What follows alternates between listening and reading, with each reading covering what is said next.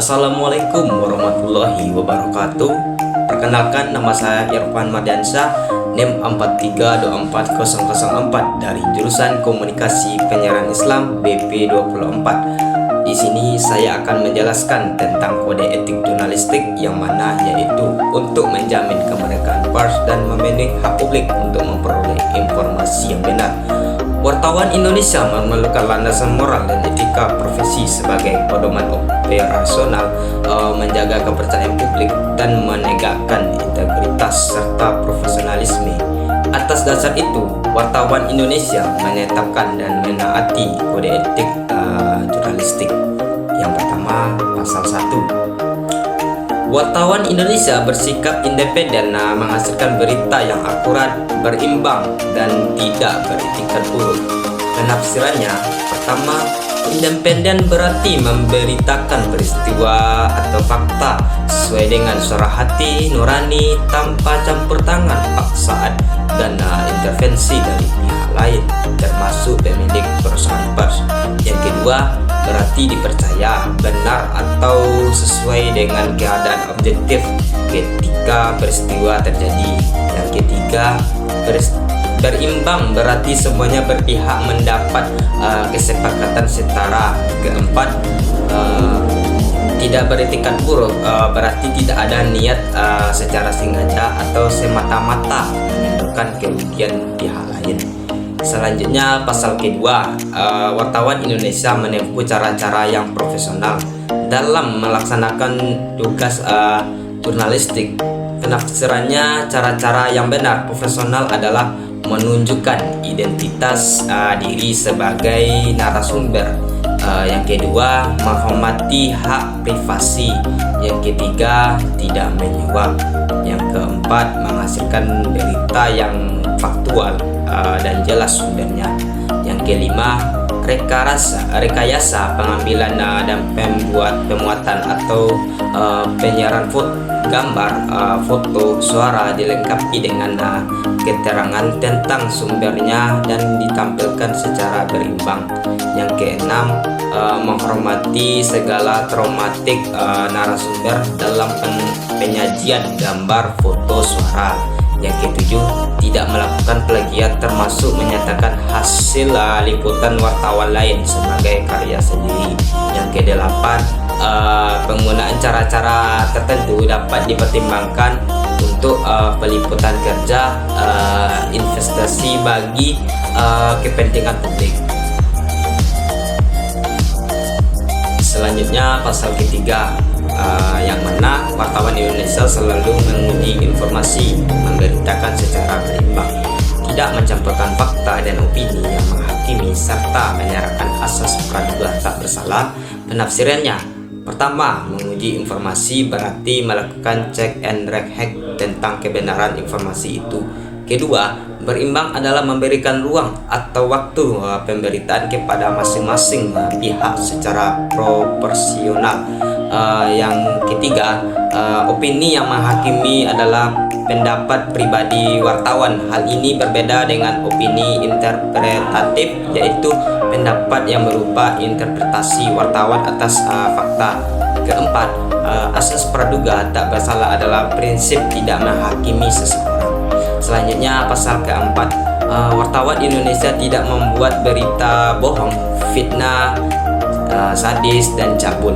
Penafsirannya, pertama, bohong berarti sesuatu yang sudah diketahui sebelumnya oleh wartawan sebagai hal yang tidak sesuai dengan fakta yang terjadi. Kedua, fitnah berarti tuduhan tanpa dasar yang dilakukan secara sengaja dan dengan niat buruk.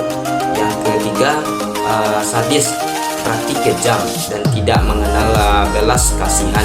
Keempat, cabul berarti penggambaran tingkah laku secara erotis dan foto, gambar, suara, grafis, atau tulisan yang semata-mata untuk membangkitkan nafsu birahi. Selanjutnya, pasal kelima, yang mana wartawan Indonesia tidak menyebutkan dan menyiarkan identitas korban kejahatan susila dan tidak menyebutkan identitas anak yang menjadi pelaku kejahatan. Penafsirannya, pertama, identitas adalah semua data dan informasi yang menyangkut diri seseorang yang memudahkan orang lain untuk melacak. Yang kedua, anak adalah seseorang yang berusia kurang dari 16 tahun dan belum menikah. Selanjutnya, pasal ke-6, wartawan Indonesia tidak menyalahgunakan profesi dan tidak menerima suap. Penafsirannya, pertama, menyalahgunakan profesi adalah segala tindakan yang mengambil keuntungan pribadi atas informasi yang diperoleh saat bertugas sebelumnya. Informasi tersebut menjadi pengetahuan umum. Kedua, suap adalah segala pemberian dalam bentuk uang, benda, atau fasilitas dari pihak lain yang mempengaruhi independensi. Selanjutnya, pasal ke-7, wartawan Indonesia memiliki hak tolak untuk melindungi narasumber yang tidak bersedia diketahui identitasnya maupun keberadaannya, menghargai ketentuan embargo informasi latar belakang dan off the record sesuai dengan kesepakatan. Penafsirannya, pertama, hak tolak adalah hak untuk tidak mengungkapkan identitas dan keberadaan narasumber demi keamanan narasumbernya dan keluarganya. Yang kedua, embargo adalah penundaan pemuatan atau penyiaran berita sesuai dengan permintaan narasumber. Yang ketiga, informasi latar belakang adalah segala informasi atau data dari narasumber yang disiarkan atau diberikan tanpa menyebutkan narasumbernya. Keempat, off the record adalah segala informasi atau data dari narasumber yang tidak boleh disiarkan atau diberitakan. Yang selanjutnya, pasal ke-8, wartawan Indonesia tidak menulis atau menyiarkan berita berdasarkan prasangka atau diskriminasi terhadap seseorang atas dasar perbedaan suku, ras, warna kulit, agama, jenis kelamin, dan bahasa, serta tidak merendahkan martabat orang lemah, miskin, sakit, cacat atau cacat jasmani. Penafsirannya, pertama, prasangka adalah anggapan yang kurang baik mengenai sesuatu sebelum mengetahui secara jelas. Yang kedua, diskriminasi adalah pembedaan perlakuan. Selanjutnya, pasal 9, wartawan Indonesia menghormati hak narasumber tentang kehidupan pribadinya kecuali untuk kepentingan publik. Penafsirannya, pertama, menghormati hak narasumber adalah sikap menahan diri dan berhati-hati. Yang kedua, kehidupan pribadi adalah segala segi kehidupan seseorang dan keluarganya selain yang terkait dengan kepentingan publik. Selanjutnya, pasal 10, wartawan Indonesia segera mencabut, meralat dan memperbaiki berita yang keliru dan tidak akurat disertai dengan permintaan maaf kepada pembaca, pendengar, dan atau permisah. Penafsirannya, pertama, segera berarti tidak dalam waktu secepat mungkin, baik karena ada maupun tidak ada teguran dari pihak luar.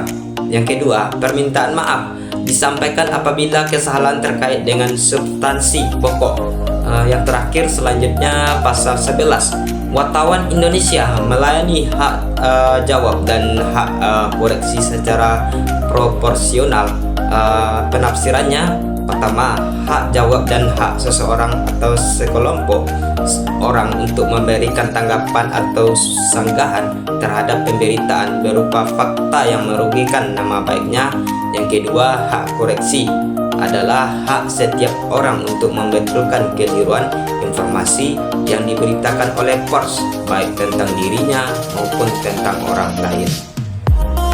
Yang ketiga, proporsional berarti setara dengan pembagian berita yang perlu diperbaiki.